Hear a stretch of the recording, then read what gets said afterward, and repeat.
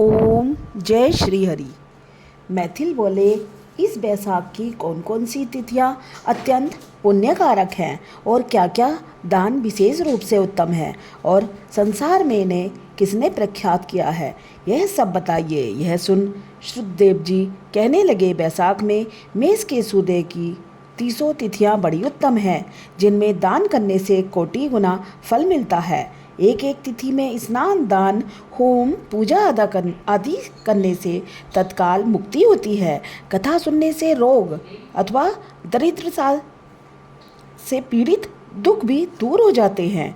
जो इन तिथियों को व्यर्थ व्यतीत करता है वह कृतघ्न, मित्रघाती और आत्मघाती होता है। दरिद्री, धनवान, लंगड़े, अंधे, विधवा स्त्री, बालक आदि सबको यह वैशाख युक्त धर्म अत्यंत सुख से साधन के योग्य है। चैत्र के महीने में जब मेष की संक्रांति हो, उसी समय पापों के नाश करने वाली अमावस्या कोटि गया करने के फल देती है। यह एक पितृस्वरों के संबंध की पुरानी कथा चली आती है, जो हर्क और पितरों की है।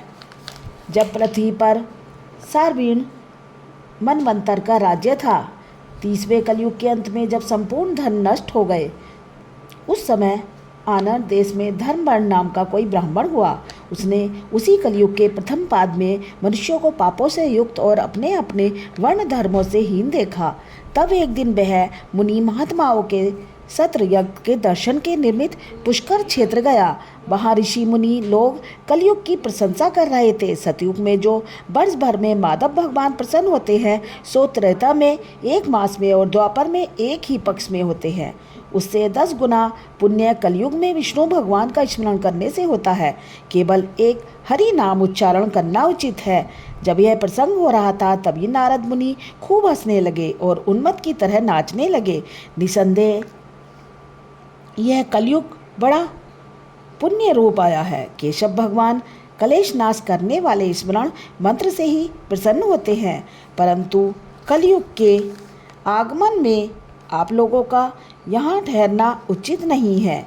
इस पाखंड में भारत को छोड़कर सुखपूर्वक अन्यत्र जहाँ कहीं भी मन हो आप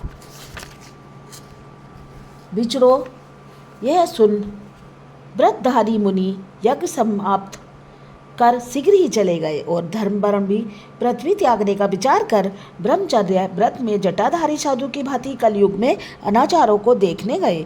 वहां जाकर क्या देखते हैं, संपूर्ण मनुष्य जाति घोर पाप से मग्न है। ब्राह्मण, शूद्र और सन्यासी पाखंडी हो गए हैं। पति पत्नी में, गुरु शिष्य में, सेवक स्वामी में, पिता पुत्र में परस्पर विरोध रहता है। ब्राह्मण शुद्ध बद गौ बकरी के समान हो गई। वेद कहानी मात्र है। सत्य कर्म साधारण हो गए। देवताओं की जगह भूत प्रेत की पूजा होती है। अधम और नीच पूज्य हो गए। इस कलयुग में भ्राता भंगनी से, पिता पुत्री से संगम करते हैं। साधु महात्माओं का अपमान होता है, पापियों का सत्कार होता है, इत्यादि घोर दुराचार हो रहा है। यह सब देखते देखते वर्ण धर्म आश्चर्ययुक्त हो पितृलोक को गया। वहाँ पितृगणों को बड़े भयंकर दुख तथा अर्ध कूपों में पड़े हुए त्राही त्राही करते देखा, जहाँ किसी प्रकार का सहारा नहीं है। उन्हें देख वह बहुत विस्मित और दयालु होकर बोला, तुम कौन हो? तुमने ऐसे कौन से घोर दुष्कर्म किए हैं जिससे तुम यहाँ पड़े हो? तुम किस गोत्र में उत्पन्न हुए हो और तुम्हारा कैसे उद्धार होगा? यह सब मेरे सामने कहो, तुम्हारा आज ही कल्याण हो जाएगा। उसके ऐसे वाक्य सुन दुख से व्याकुल पितृश्वर प्रसन्न हो दीनवाणी से कहने लगे, हम श्रीवत्स गोत्री हैं। हमारा वंश पाप से क्षीण है। हमारे लिए पिंड देने वाली कोई भी संतान नहीं। इसी से हम दुरात्मा अंधकूप में पड़े हैं। हमारे कुल में एक धर्मवर्ण ही बड़ा यशस्वी है। वह सबको छोड़ अकेला ही विचरता है। उसने गृहस्थी धारण नहीं की, किसी जिसे पकड़कर हम लोग लटक रहे हैं। अतः धर्मवर्ण की आयु क्षीण होने पर इस अंध तामिसा दुर्गम कूप में गिर पड़े। इससे हे तात, तुम पृथ्वी पर जाकर धर्मवर्ण को समझाओ कि तेरे पितृस्वर दुख से पीड़ित केवल तेरे एक धूप के सहारे लटक रहे हैं। तेरे मरने पर, संतान न होने पर हम और तो सब अंततः मित्र कूप में पड़ेंगे। इसीलिए गृहस्थ धर्म ग्रहण करके संतान वृद्धि करो।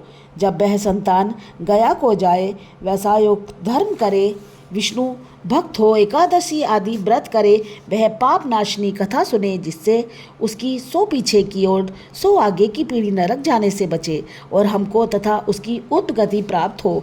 तुम ऐसे सत्य वाक्य समझाकर धर्म वर्ण को ग्रस्त में प्रवृत्त करो। पितृश्वरों के ऐसे वचन सुन अचंभे में पड़ रोता हुआ हाथ जोड़कर नमस्कार धर्मवर्ण बोला, हे महाराज, मैं ही दुराग्राही तुम्हारा वंशधर धर्मवर्ण हूँ। मैंने यज्ञ में महात्मा नारद जी के कहे हुए वचन सुने, फिर पृथ्वी पर बहुत से पापी मनुष्यों को देख कुसंगति के डर के मारे दीपांतरों से मैं विचरता रहा। इस तरह इस कलयुग के अंतिम पाद में भी 3.5 भाग व्यतीत हो गए। मैंने अब तक आपका दुख नहीं दूर किया। मैं अब आपकी आज्ञा का पालन देव ऋषि पितृश्वरों को तर्पण पूजादि करके करूँगा और ऐसा आशीर्वाद मांगा कि संसारी कर्तव्य करने पर भी कलयुग की बाधा न हो। हे राजन, धर्म वर्ण के कहने पर पितृश्वर बोले, हे पुत्र, तू ग्रस्त धर्म में प्रवृत्त हो, संतान उत्पन्न करके हमारा उद्धार कर, क्योंकि जिसके घर में तुलसी वृक्ष, शालिग्राम, महाभारत आदि ग्रंथ हैं, वहाँ कथा सत्संग होते हैं, रहते हैं, हरिस्मरण कीर्तन और वैसायुक्त धर्म आदि शुभ कर्म होते रहते हैं। वहाँ कलयुग बाधा नहीं पहुँचाता। हे पुत्र, इसलिए तू पापात्मा युग की चिंता मत कर, शीघ्र घर जा। इस माधव मास में सबके उपकार के लिए मेष की संक्रांति की 30 तिथियों में वैसायुक्त धर्म कर, जिससे करोड़ों गुणों फल मिले।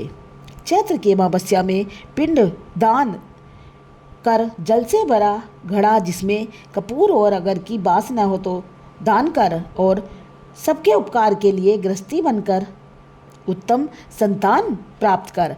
पीछे मुनि की व्रति धारण कर सुखपूर्वक द्वीपों में विचरना।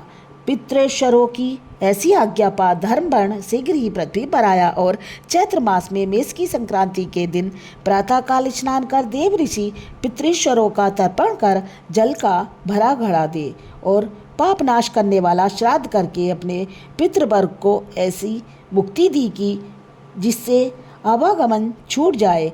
फिर विवाह किया, जिससे सुंदर संतान हुई और संसार में इस पाप नाशनी तिथि को प्रख्यात कर स्वयं प्रसन्न हो गंधमादन पर गया। इसलिए यह मधुमास की अमावस्या भी शुभ है।